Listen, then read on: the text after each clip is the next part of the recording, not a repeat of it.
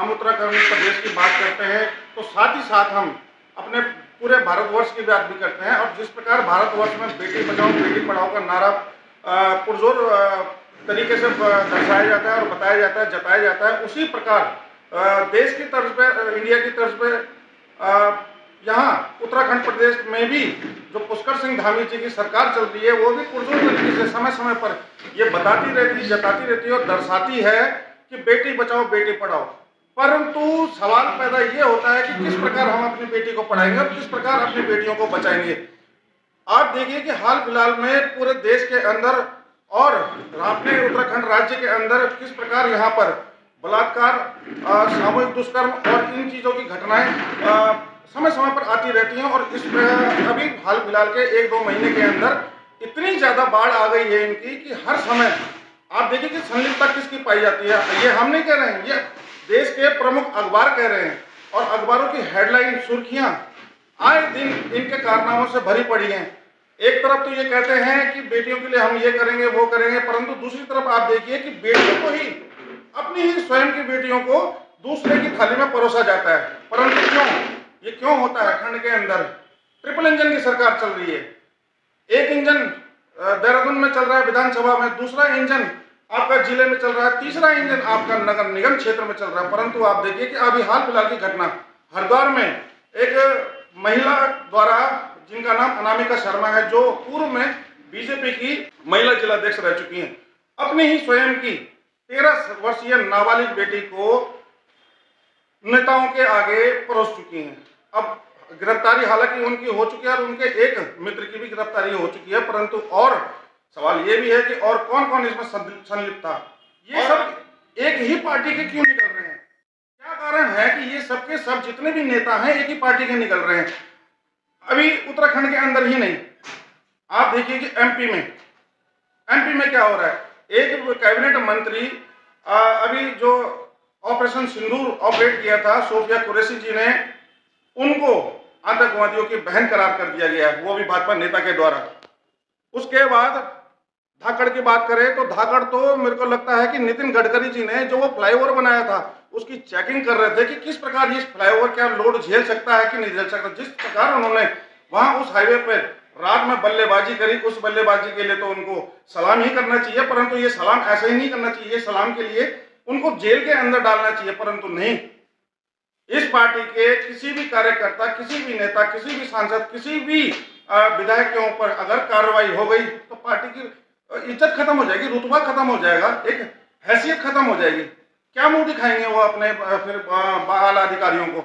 Centre में जाके क्या जवाब देंगे? तो यहाँ पर तो लब सिल जाते हैं, जुबानों पर उंगली रख दी जाती है कि कोई कुछ नहीं बोलेगा। परंतु वहीं अगर आप देखिए कि सवाल एक ये भी होता है कि अगर ये घटना किसी कांग्रेसी नेता के द्वारा होती तो मुझे तो लगता है कि उसकी कसम परेड हो कर दी जाती सड़कों पर और उसको तुरंत जेल में डाल दिया जाता। तो मैं जवाब जानना चाहता हूं पब्लिक से, उन नेशनल मीडिया पत्रकारों से जिन्होंने ये खबर प्रमुखता से छापी कि इस पर अभी तक और क्या कार्रवाई हुई है। जिस प्रकार देखिए कि आपको उत्तराखंड का परिदृश्य बहुत विकसित होता जा रहा है। मेरे पास एक छोटा सा आंकड़ा है, नेशनल क्राइम रिकॉर्ड ब्यूरो, ये नंबर 1 पर महिला शोषण में जो हिमालयन रीजन है नंबर 1 पर आ चुका है अपना उत्तराखंड। दोस्तों बहुत गंभीर विषय है और बहुत विकट बात है और देश में 6वें नंबर पर। आप सोचिए किस प्रकार की स्थिति हो चुकी है। अभी कहाँ जा रहा है हमारा देश, कहाँ जा रहा है हमारा प्रदेश, कहाँ हमारे नेताओं की बुद्धि जा रही है, कहाँ हमारे नेताओं का विवेक जा रहा है। ये तरह तरह के समय समय पर बातें तो करते हैं कि हम ये करेंगे वो करेंगे, परंतु कब करेंगे? सवाल ये कि कब करेंगे। तो अब जनता को ही जागरूक होना पड़ेगा और जनता को ही इनको निशानों पर लेना पड़ेगा। मैं उन ढोलक चिमटा ताली थाली बजाने वालों से भी कहूंगा कि आपकी भी बेटियां हैं, आपकी भी बेटियां हैं और आप भी अपने नेताओं के पीछे पीछे झंडे डंडे लेकर जाते हैं, परंतु झंडे डंडे ताली थाली बजाने तक, ढोलक चिमटे बजाने तक सीमित ना रहें। माताओं बहनों, सवाल करें, क्योंकि सवाल एक शिक्षित व्यक्ति पूछता है और जब समाज शिक्षित हो जाता है तो वो सवाल करता है। जवाब मैं जनता से चाहता हूं। देखिए कि मेरे पास एक लिस्ट है, ये हरिद्वार में 13 वर्षीय अपनी नाबालिग बेटी का ये तो आपको बताया हमने, परंतु साथ में अंकिता भंडारी हत्याकांड में मुख्य आरोपी भाजपा नेता पुलकित आर्य देख लीजिए। द्वारहाट में नाबालिग दलित युवती से बलात्कार, अब मुख्य आरोपी भाजपा नेता प्रमोद बिष्ट देख लीजिए। रुद्रपुर से में नाबालिग छात्रा से दुष्कर्म आप मुख्य आरोपी भाजपा नेता नरेंद्र गंगवार को देख लीजिए। चाहे आप बहादुराबाद में दलित युवती की बलात्कार की हत्या मुख्य आरोपी भाजपा नेता अमित सैनी देख लीजिए। लाल कुआं नाबालिग बलात्कार कांड आरोपी भाजपा नेता नैनीताल दुग्ध उत्पादक सहकारी संघ अध्यक्ष मुकेश बोरा, ये भी बहुत ज्यादा चर्चा में आया था। ये जब प्रकरण अखबारों की सुर्खियां बटोर रहा था तो ये भी बहुत ज्यादा चर्चा में आया था। रुद्रपुर में नाबालिग लड़की की उसकी मां से छेड़छाड़ मुख्य आरोपी भाजपा पार्षद शिव कुमार। महिला अपराधों को लेकर जो कांग्रेस की प्रेस कॉन्फ्रेंस है आज, वो भी दिखाएंगे हम आपको, और यूकेडी की वकीलों का सम्मान जो आज वो कर रहे हैं वो भी हम आपको दिखाएंगे। दोनों खबरें हम आपको एक साथ दिखाते हैं, तो चलिए देखते हैं। एनसीआरबी की रिपोर्ट के बारे में क्या कहेंगे कि हिमालयन रीजन और मैंने बताया आपको कि जो एनसीआरबी जो हमारी जो रिपोर्ट है नेशनल क्राइम रिकॉर्ड ब्यूरो, जो सरकारी आंकड़े हैं, उसमें हमारा जो उत्तराखंड जो हिमालयन रीजन में है जो सबसे नंबर 1 आता है अपराध के मामले, महिला अपराध के मामले में, और पूरे देश में हमारा 6वां स्थान है उत्तराखंड का। तो ये बहुत बड़ी दुर्भाग्य की बात है। और देवभूमि उत्तराखंड में कह रही हूँ कि हमारी देवभूमि उत्तराखंड में हम बाबा केदारनाथ के, बद्रीनाथ के हम दर्शन करने आते हैं, और इस तरीके से कुकृत्य हो रहे हैं ऐसी देवभूमि में, तो ये बहुत ही निंदनीय है और बहुत ही शोचनीय है कि हमको कैसे इन अपराधों को रोकना है, और बीजेपी के नेता ही इसमें शामिल है। तो ये कितना बड़ा दुर्भाग्य है। जो सरकार ट्रिपल इंजन की सरकार बनी हुई है, ये हर जगह मोटो भी है इनका क्षेत्र में, है ना, इनका मोटो है अब बेटी बचाओ। नारे बोलने से कुछ नहीं होगा, नाम बदलने से कुछ नहीं होगा, नारे और नाम बदलने से कुछ नहीं होगा, कुछ काम करके भी दिखाओ। फिलहाल के 1-2 महीनों में जैसे कि आप देख रहे होंगे कि प्रदेश ही नहीं पूरे देश में, जैसे एमपी ले लीजिए, राजस्थान ले लीजिए या छत्तीसगढ़ ले लीजिए, हर जगह से बीजेपी के नेता प्रमुखता से नजर आ रहे हैं महिला शोषण में। क्या मानते हैं कि ये अब 1-2 महीने के उपरांत ही ये एक धुरी सी बन चुकी है कि अब ये बीजेपी की एक ही पार्टी के नेता लोग सब के सब आ रहे हैं एक कतार में? कहीं ना कहीं वही तो हम बार मैं यही कह रही हूँ कि मैंने जितने भी केसेस अभी यहाँ पे बताए कि जितने उत्तराखंड में जो बलात्कार हुए उनमें संलिप्त हमारे बीजेपी के नेतागण ही हैं सारे। अंकिता भंडारी में पुलकित आर्यन बीजेपी नेता का बेटा, द्वारहाट में नाबालिग बच्ची के साथ जो हुआ था वो भी बीजेपी नेता प्रमोद बिष्ट, है ना। रुद्रपुर में जो नाबालिग बच्ची के साथ दुष्कर्म हुआ वो भी बीजेपी नेता है आपका नरेंद्र गंगवार हुआ। बहादुराबाद में हुआ दलित बच्ची के साथ सामूहिक बलात्कार हुआ, वो भी मुख्य आरोपी उसका अमित सैनी है।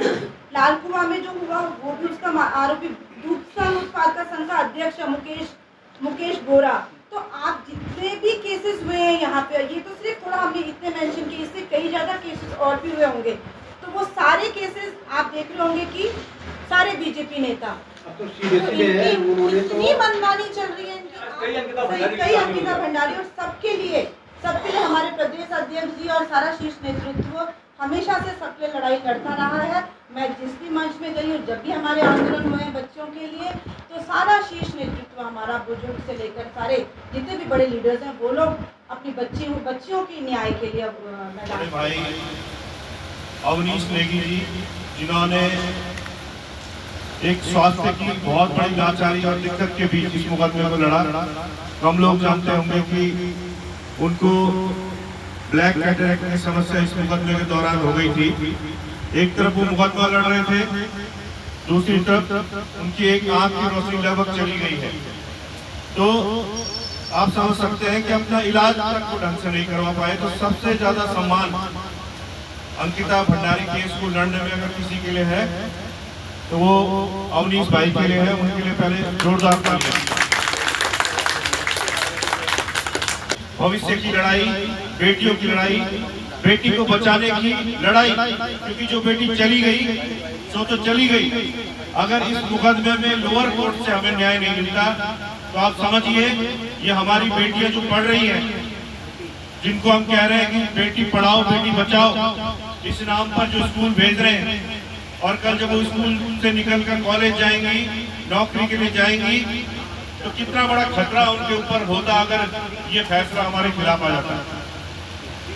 तो मैं भाई साहब का हमेशा कृतज्ञ रहूंगा, और मैं कहूंगा मैं ही नहीं पूरा समाज उनका कृतज्ञ है। साथ में सरिता रानी जी जो कि एकमात्र महिला अधिवक्ता कोटद्वार की थी, और मुझे बड़े अफसोस के साथ कहना पड़ रहा है कि कोटद्वार में अन्य महिला अधिवक्ता भी है, लेकिन कोई कंधे से कंधा मिलाकर हमारी दीदी सरिता रानी जी के साथ इस मुकदमे को लड़ने के लिए खड़ी नहीं हुई।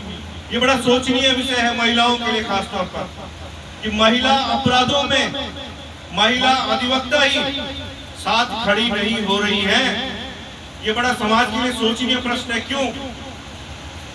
और क्या फिर उनको अधिवक्ता जैसे नोबल प्रोफेशन में रहना चाहिए? ये भी बहुत बड़ा सवाल है।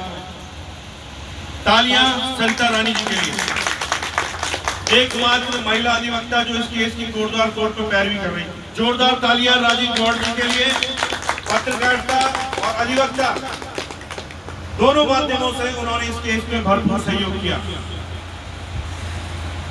और मैं आप सभी लोगों का भी आभार करना चाहूंगा जो पत्रकार साथी यहाँ पे पहुंचे हुए हैं, विशेष तौर पे मेहरबान नेगी जी केबी न्यूज के, जिन्होंने मेरे ख्याल से शायद मैं कभी यहाँ पे नहीं भी आता था सुनवाई में, लेकिन ये हर सुनवाई की कवरेज आपको रिकॉर्ड करके ये लाइव दिखाते थे।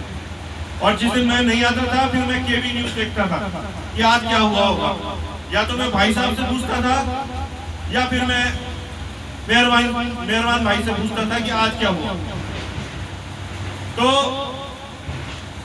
सभी लोगों का, पत्रकार साथियों का भी धन्यवाद, कोटद्वार के सारे पत्रकार साथी जो भी यहाँ पे मौजूद। हमें पता है कि लड़ाई यही खत्म नहीं है, अभी हाई कोर्ट में मुकदमा जाएगा, सुप्रीम कोर्ट में मुकदमा जाएगा, और जब तक सुप्रीम कोर्ट से सजा नहीं हुई तब तक आपको पता है कि अंतिम इंसाफ नहीं होता है। किरण नेगी वाले मामले में हमने देखा है कि जो 2010-11 में दिल्ली में Kiran Negi rarest of the rare crime था, वो यहाँ पे तो दुष्कर्म की पुष्टि नहीं हुई, उस मुकदमे में दुष्कर्म की पुष्टि थी। लोअर कोर्ट से उन अपराधियों को फांसी थी, हाई कोर्ट से फांसी थी, और 11 साल सुप्रीम कोर्ट में पेंडिंग रहने के बाद वो अपराधी बाईचल बरी हो गए हैं। और उनमें से एक अपराधी ने बाहर निकलकर एक ऑटो वाले की भी हत्या कर दी है। तो इस तरह के हालात, इस तरह की जुडिशियरी का जो माहौल है, कैसे इस तरह के फैसले आ जाते हैं, ये जुडिशियरी पर भी बड़े सवाल हैं।